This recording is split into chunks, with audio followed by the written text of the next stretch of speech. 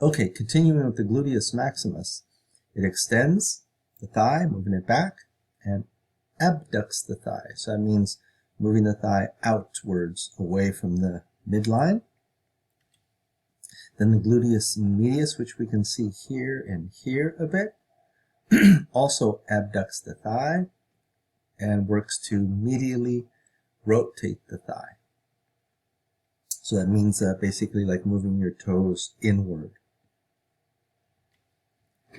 This little diagram here, notice the toes are pointing to your left, so that's anterior, posterior is back here.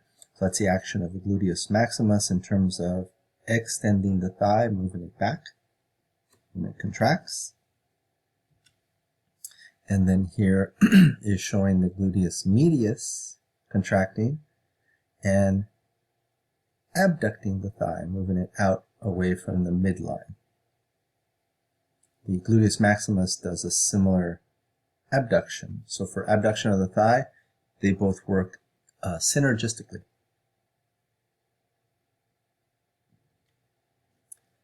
Here's the gluteus maximus. This is the lateral view, and then there's the gluteus medius.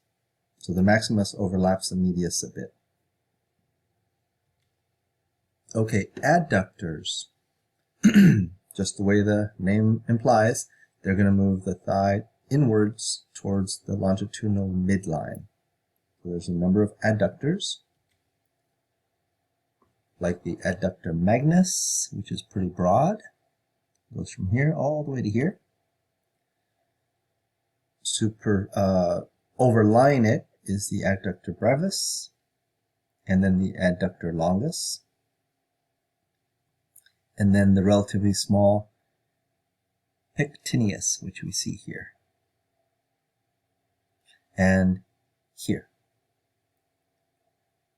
So all four of these do adduction of the thigh and also flexion of the thigh. They flex the thigh. That means moving the thigh upwards as if you were raising your knee, like to take a step up a ladder or something like that.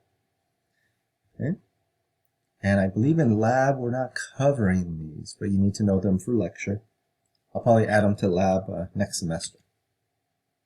The gracilis is this most medial muscle here in the thigh, gracilis here, also here, and it works to adduct the thigh as well, but also works to flex the knee, bend the knee, because notice it originates there, but it inserts beyond the knee joint to the tibia. So when it contracts, it will also bend the knee or flex the knee. Now extensors of the knee, as if to move the foot forward, let's say you were kicking a ball. There's the Quadriceps femoris, or the quadriceps muscles. It's these four that are on the anterior aspect of the thigh, four separate muscles. There's the rectus femoris, which is right here, most anterior. And it also flexes the thigh, bringing the knee upwards. Then there's the vastus lateralis. Remember, on the lateral aspect, vastus lateralis. And then the vastus medialis, the medial part of the thigh here. And then lastly, deep to these three is the vastus intermedius. It's deep to the rectus femoris. If we remove the rectus femoris, we can see the vastus intermedius there. So these four act to extend the knee, and the femoris also flexes the thigh. Okay, posterior aspect. Well, actually, let's look at flexors of the knee, posterior and one anterior muscle. Flexors of the knee. The hamstrings group, three muscles, and they also extend the thigh, moving the thigh back, but also will flex the knee. There's the biceps femoris, which we see here. So this is the right posterior portion of the leg. So the biceps femoris is kind of on the lateral aspect of the rear of the thigh, biceps femoris. Then there's the semimembranosus and the semitendinosus. So the tendinosus is superior, sitting on top of the semimembranosus, and the semimembranosus is also a wider muscle. So if we look here, we have these two muscles. This one that's superficial, that's the semitendinosus. And then notice this one that's deep to it, it's broader and wider, that's the semimembranosus. Those two. And they also flex the knee. So combined again, these three are your hamstrings muscles. And then the sartorius, going from the anterior iliac crest all the way down across the thigh, moving then medially, and then all the way down to the tibia.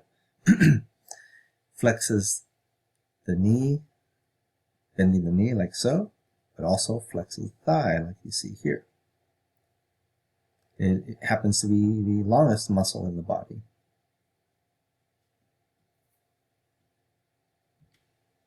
And then muscles that move the leg, lower portion of the lower appendage. There's the gastrocnemius here, the calf muscle. It does plantar flexion at the ankle. So when it contracts, moves the ankle up, toes down, as if you were going up on tiptoe, like to look over a fence. But also flexion of the knee. It will also bend the knee. And then the hamstrings muscles that we covered earlier, those three.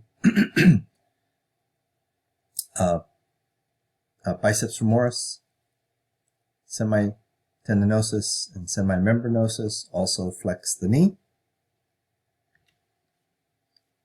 And then the quadriceps muscles will extend the knee, and those are those four anterior ones. Vastus lateralis, vastus intermedius, vastus medialis, and then superficial most, the rectus femoris.